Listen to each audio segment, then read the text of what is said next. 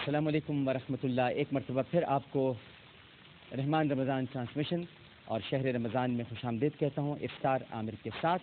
اور اس وقت ناظرین کرام ہم ایک ایسے مہمان کو یہاں پر بلا رہے ہیں جن کو آپ نے آج سحر میں بھی پروگرام ان کا آپ نے دیکھا، بلکہ کل سحر میں دیکھا تھا.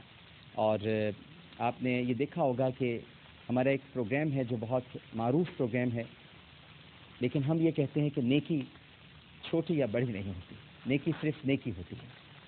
چھوٹی نیکی نہیں کہی جاتی، نیکی تو صرف نیکی ہوتی ہے. سوال ضرور چھوٹا اور بڑا ہو سکتا ہے، لیکن نیکی چھوٹی یا بڑی نہیں ہوتی. اس نیکی پروگرام میں کلثوم بی بی آئی تھیں اور ان کے شوہر نے ان کے چہرے پر تیزاب پھینک دیا تھا. جیسے کہ ابھی مسرت مصباح صاحبہ بھی یہاں پر موجود ہیں ان خواتین کے ساتھ کہ جن کے چہروں پر تیزاب پھینک دیے جاتے ہیں. میں کلثوم بی بی سے گزارش کروں گا کہ وہ تشریف لائیں ہمارے پاس یہاں پر، اور ہم محمودہ سلطانہ فاؤنڈیشن ٹرسٹ کی طرف سے کچھ ان کی خدمت کرنا چاہتے ہیں. آئیے آئیے پلیز، میرا ہاتھ تھام لیجیے. آئیے آئیے آئیے.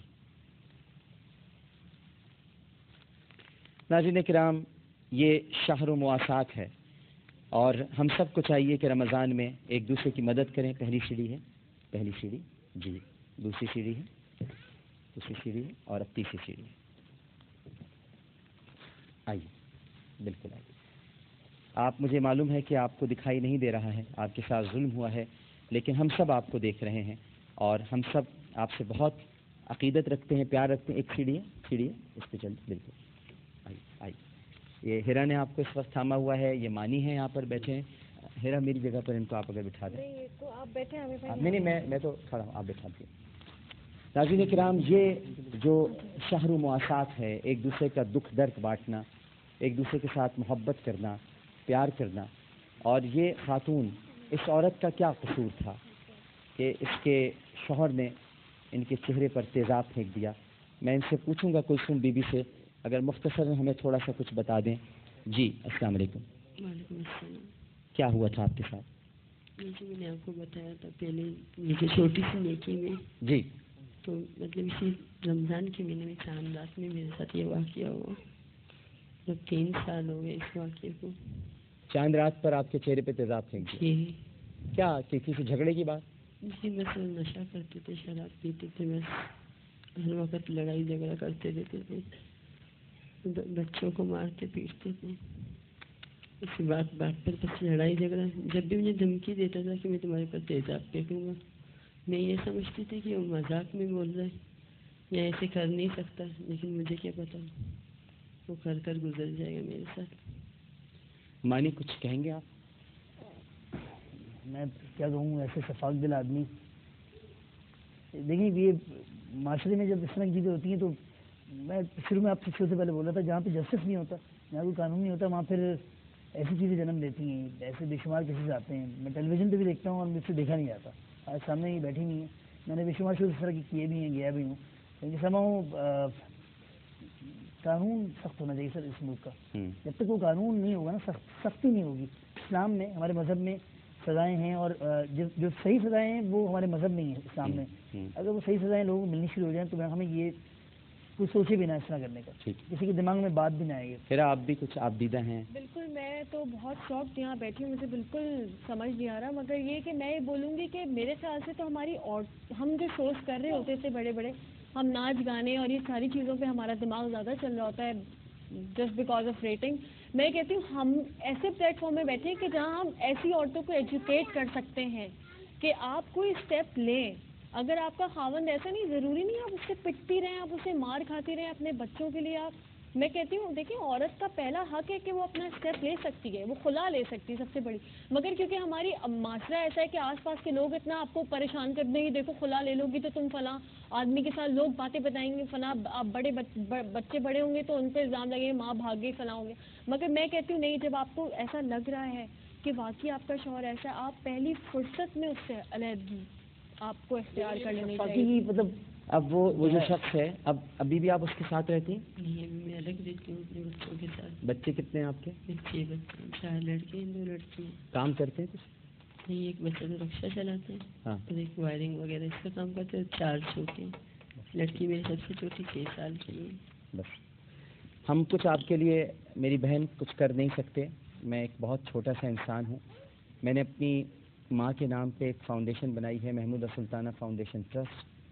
اس کے تحت میں تھوڑا بہت جو کچھ بھی ہوگا آپ کا سلسلہ جاری رکھوں گا, لیکن میں یہاں مخیر حضرات سے کہوں گا کہ ہمارا ساتھ دیں, آگے بڑھیں, اور یہ بس آپ اپنے پاس رکھیے اور اس کو بس چھپا کے رکھیے اس کو, اور ہمارے لیے دعا کیجیے گا. اور آپ کے ساتھ جو ظلم ہوا ہے, جو زیادتی ہوئی ہے, ہم بس یہی کہہ سکتے ہیں کہ کاش کہ ابھی تھوڑی دیر پہلے مانی نے کہا تھا کہ فاروق اعظم رضی اللہ تعالی عنہ جیسی ہستی اگر آج کے دور میں وہ خلافت راشدہ کا زمانہ ہوتا تو اس کے چہرے پر بھی اسی طرح سے تیزاب پھینکا جاتا, تاکہ اسے اس درد کا احساس ہوتا کہ کس طرح. جی یہی بات میں نے کہی تھی کہ جس عورت کے ساتھ اگر ایسا کیا جائے تو اس آدمی کو اسی عورت کی عادت تیزاب پھینکا جائیں, ہاں, تاکہ اسے پتہ چلے کہ درد کیا ہے. درد کیا ہے. آ جائیں میری بہن, آ جائیں, آ جائیں, آ جائیں, آئیے ہم ان کو رخصت کرتے ہیں. آج یہ نیکی ہیرا حاصل کرنا چاہتی ہیں, اور کلثوم بی بی کا آپ نے قصہ سنا, واقعہ سنا. ایک اور ہماری خاتون ہیں, ان کو ہم بلاتے ہیں اور وہ بھی یہاں پر موجود ہیں.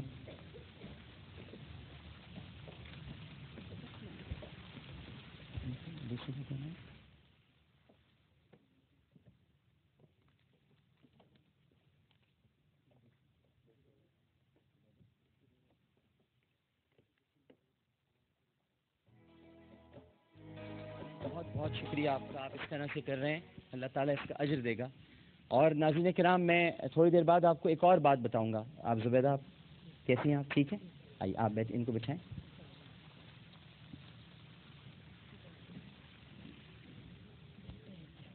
آئیے زبیدہ آپ میرے ساتھ, آئیے آئیے آئیے آئیے. بسم اللہ. میں تو آپ کے بچوں کی طرح ہوں. بیٹا آئیے آئیے آئیے آئیے. بیٹا تو نہیں ہے, بیٹا ہوں آپ کا, بالکل بیٹا ہوں. ناظرین کرام, آپ کو ایک اور چیز میں یہاں پر, بلکہ اسی وقت میں ہمارے پروڈیوسر سے کہوں گا ذرا, مجھے آج ایک بڑا درد ہوا. آپ ان کو لے کے جائیے, ان کو اسٹیج پہ بٹھائیں. اور میں مانی اور ہیرا کو ایک بات بتانا چاہوں گا. آج میں صبح گڈ مارننگ پاکستان میں گیا تھا. ہمارا مارننگ شو ہوتا ہے اور اسے ندا یاسر کرتی ہیں. اتفاق کی بات تھی کہ مجھے اس میں ہر جمعرات کو جانا ہے. آج میں وہاں پر گیا تو بہت سارے لوگ تھے, کچھ پڑوسیوں کے جھگڑے تھے, ان کو سمجھایا اور وہ جھگڑے ختم کرائے. لیکن وہاں جا کر مجھے ندا نے بتایا کہ ایک ایسی فیملی آئی ہوئی ہے جن کا بچہ 18 برس سے بھارت کی قید میں ہے. یہ مچھیرے ہیں. مچھیرے کبھی کبھی بھٹک جاتے ہیں سمندر میں, آگے نکل جاتے ہیں. مسرت صاحبہ ان کو بتائیے گا, یہ یونیسیف سے آئی ہیں تاکہ سمجھتی رہیں ہماری بات کو, کہ مچھیرے کبھی کبھی بھٹک جاتے ہیں, سمندری حدود سے آگے نکل جاتے ہیں, بھارت کی طرف چلے گئے, لیکن 18 برس سے وہ بچہ مل نہیں پا رہا. وزارت خارجہ ناکام ہے, ہمارے ملک کی وزارت خارجہ ناکام ہے. ہم امن کی آشا کی مہم تو بڑی چلاتے ہیں.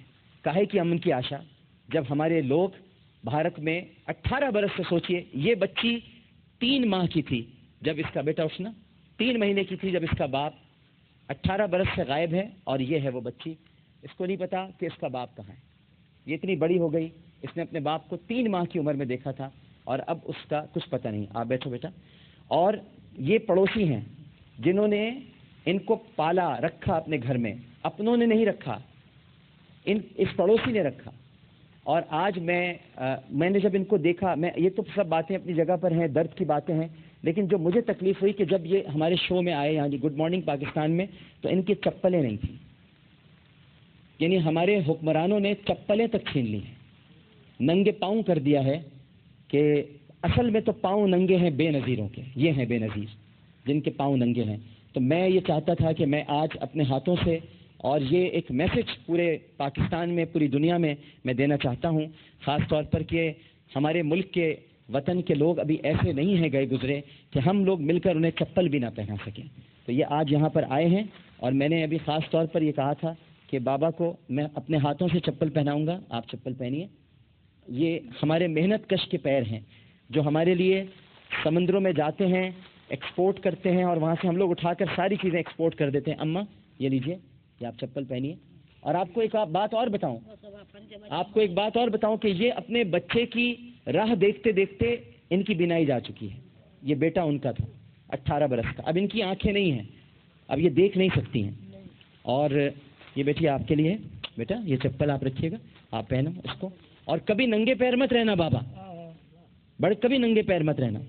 تمہارا حق نہیں ہے ننگے پیر پھرنا, ان کا حق ہے جنہوں نے تمہارے پیروں سے چپلیں چھین لی ہیں.